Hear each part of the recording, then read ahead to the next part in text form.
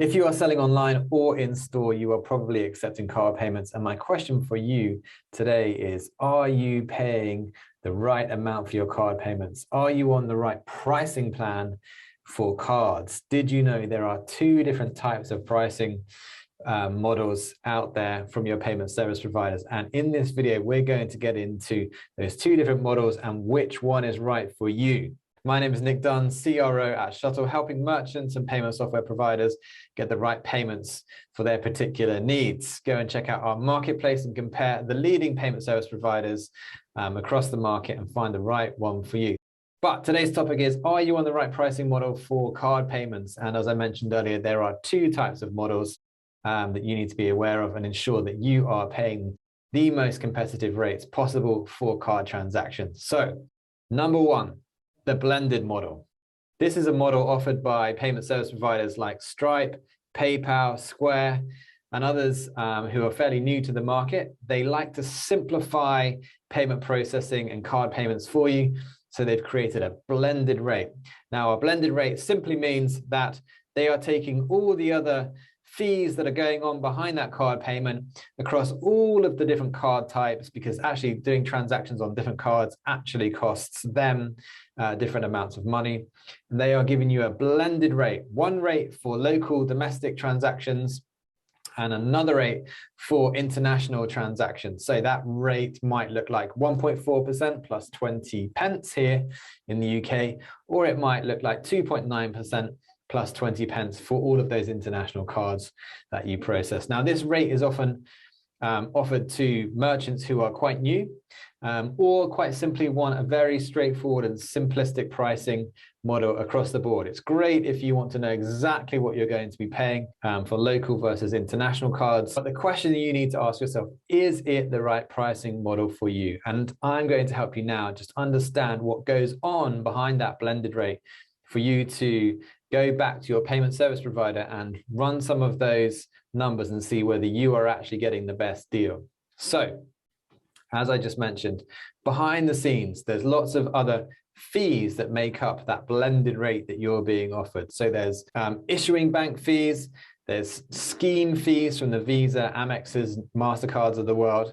There's a merchant account fee, maybe a gateway fee on top. So there's 4 or 5 different components to a fee that will be making up that blended rate. And then there's the card types, and each card type will have a different fee structure as well. So corporate cards are typically expensive.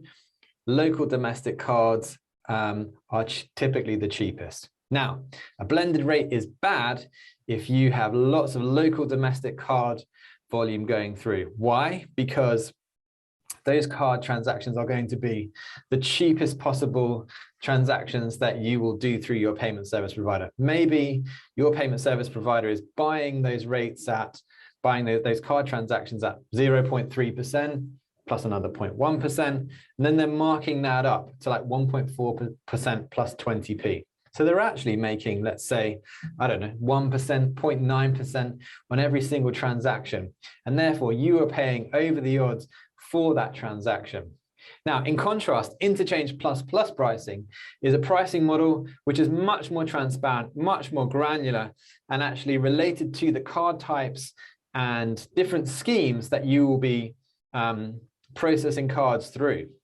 So Interchange plus pricing is where your payment service provider will give you an additional cost that's transparent on top of whatever the card costs and all the other fees in the chain are. So for example, if all the other fees in the chain come to 0.5%, your payment service provider might say to you, I'm going to charge you 0.3% on top of that. And therefore, to do a local debit card, that will actually cost you 0.8% plus 20 pence. Now, that's a lot cheaper than 1.4% and 20 pence. If you're doing lots of transactions on debit card, instead of paying 1.4%, you're going to be paying 0.8%.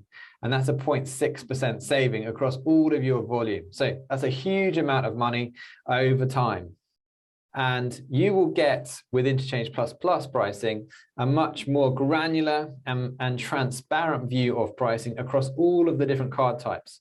So an Interchange plus pricing model means whatever the interchange fees are, plus whatever the other fees are involved, plus the payment service provider fees, that is the price that you will pay at the end of the day. Now, that's going to vary across every single card type, and therefore you are going to have a much more a much wider spread of fees and costs for doing business. But ultimately, it's likely that your overall cost of card transactions is going to come down because you're not paying over the odds for debit cards. Now, an interchange plus pricing model isn't always the best if you are actually doing a lot of corporate or expensive international card transactions. But here's the thing. Even if you are on the blended rate, your payment service provider might take a look at your statements and your history and decide to actually increase your blended rate because you're doing more and more of these expensive cards versus the cheaper cards. So the blended rate for them doesn't work out. And that's when you really, really do need to get your interchange plus pricing model in place. So of course, as the merchant, you will always be on the back foot and potentially the loser in any of these negotiations. But you need to know that the interchange plus pricing model is the one that you want to be on. And if you don't have that pricing model today, make sure that your payment service provider can actually handle that type of pricing in the future.